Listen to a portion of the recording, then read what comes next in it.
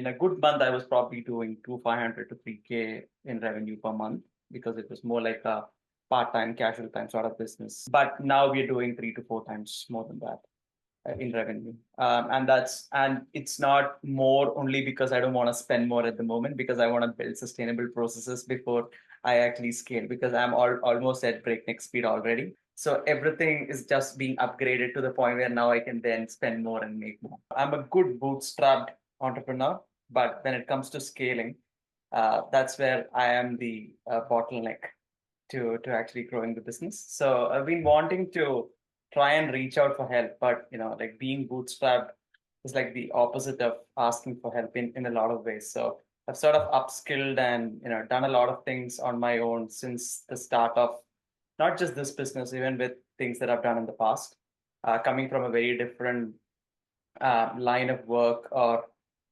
having been formally trained in a very different field of work that I'm currently doing.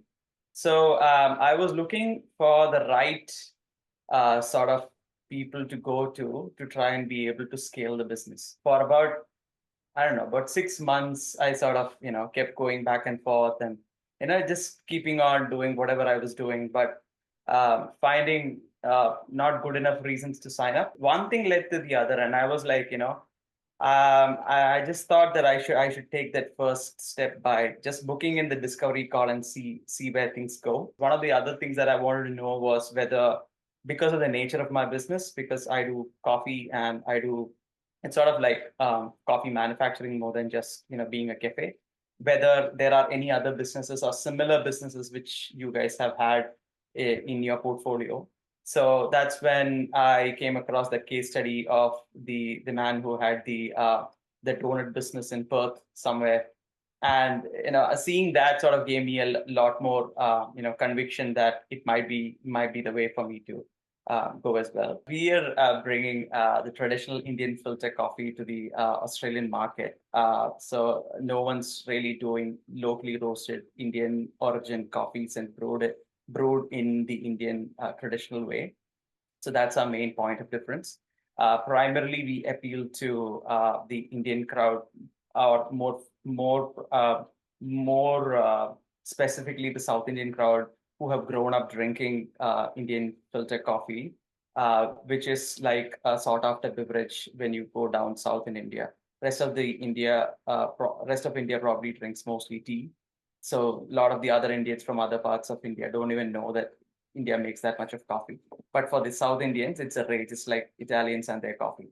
So I saw this opportunity when I was actually helping out 6 years back a friend of mine who's a roaster on the side of Italian origin, and I just figured how invested we are in getting the coffee right as much as they are, and but everybody knows about Italian coffee and all the other things about espresso brewing, but this big coffee, this product which has been around for a few centuries, is completely unknown to a large majority. And Melbourne and Australia being a huge coffee, being huge in coffee, I just saw the opportunity to bring it. Yeah, I think I had sort of plateaued in terms of what I could do with my skill set. Sure, I could make incremental changes, but I was also starting to get a little impatient with just the organic growth. So a lot of our customers used to come just from word of mouth and referrals, and I had grown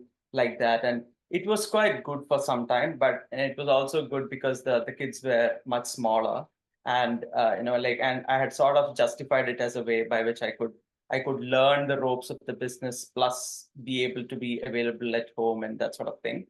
But it was starting to get to a point where I realized that I had to it could become a slog very quickly, because we live in this age of information overload.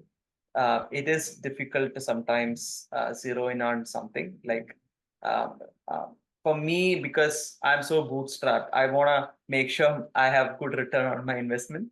So I try to do as much research as possible to make sure I'm going with the right people. But again, I know it is a chance, but then still, and that's why it took me so long to actually to sign up for the course.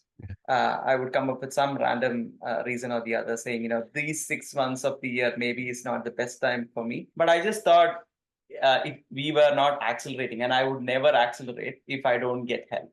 And for a long time, asking for help, or even now, it is a bit of a challenge for me. So I'm trying to dial in that who, not how, part of how we do business. So I think there were a lot of things, like a lot of things I could do from maybe 0 to 1, but to go from 1 to 10, like, building the website by myself, email marketing, like running ads, writing copy, like talking to customers, fulfilling orders, actually the whole brewing part of it. I even started roasting over the last 6 years. So I've sort of self-learned a lot of those things, but in a way it's great, but it's also that like I can't grow beyond a point without actually knowing how to scale it.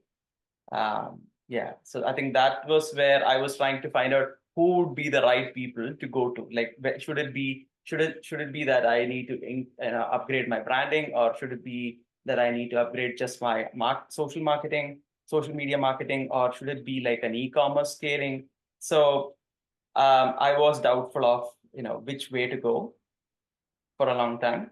But yeah, so that's how I finally zeroed in on FGP. I really enjoyed the way the course was structured. I think for me, I knew bits and pieces here and there, but there were a lot of holes that I could easily fill in, and that's what I wanted. Like, I wanted to build a funnel properly so that I know what I'm doing without actually, like, because the other one is like me glossing over just the whole bit, and then there are these wide gaps. So I don't know. So that's basically a hole in the funnel. The customer would come in through here and would drop off somewhere, and I'm not sure, like how to sort of. So I knew bits and pieces of retargeting, and this and that and all that. And so all that was dialed in. So the tech was really well dialed in for me. That was the hook for me to get into the program.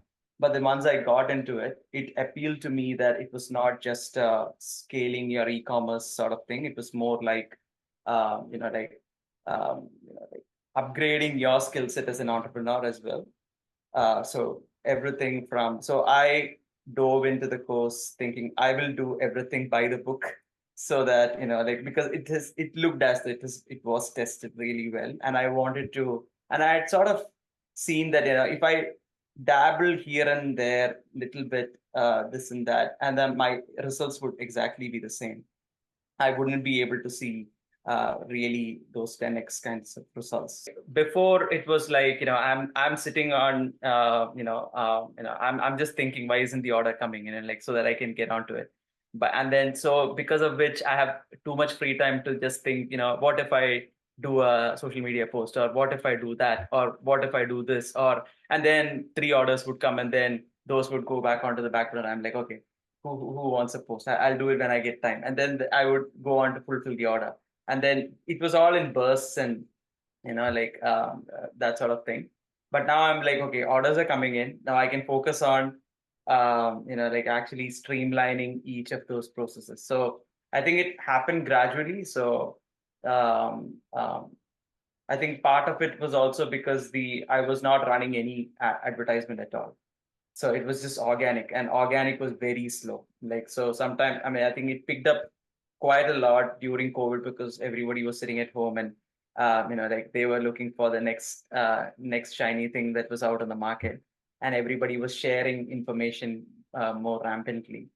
But so at the time I was happy with it, because it was just organic growth that was just fueling. So no money going out, and just orders coming in. But it was very slow in comparison.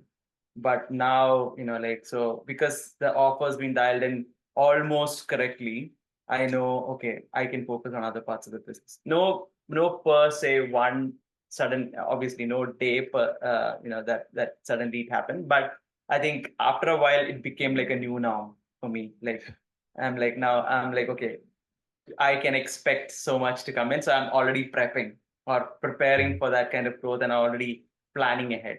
Whereas before I would be like waiting for it. And then if 10 orders come together, I'm like, in a bit of a slump. To try and do everything on your own is possible if you have a lifetime and more available. But if you don't have that much available, it's better to go with experts who've done this before so that you can accelerate your growth much faster. It's not to say that you have to be impatient and you just try and accelerate through everything. But a lot of those things are if you are trying to do it yourself, you're just trying to reinvent the wheel. So it's just better to try and like not do that. I mean, like save time. It is it's not an expenditure, it's an investment, I would say. I mean, that's the one way of looking at it. When you see it as an investment, the return will be there. It'll always be more than, it'll be more than 1x, like whatever the investment is. But whereas if it's a spend or an expenditure, you don't know whether it's ever going to come back. I think for me personally, this program is more holistic. Like I think, as I said, like it covered pretty much everything that you should do as an entrepreneur to run a business. So it is not just about only your business, it's also about getting everything that you do, right from the way you sleep to the way you do just about everything, right? So you just have to level up on every aspect. And that I think appeals to me a whole lot more. Could be my nature, but I think that's also what that drew me to the program.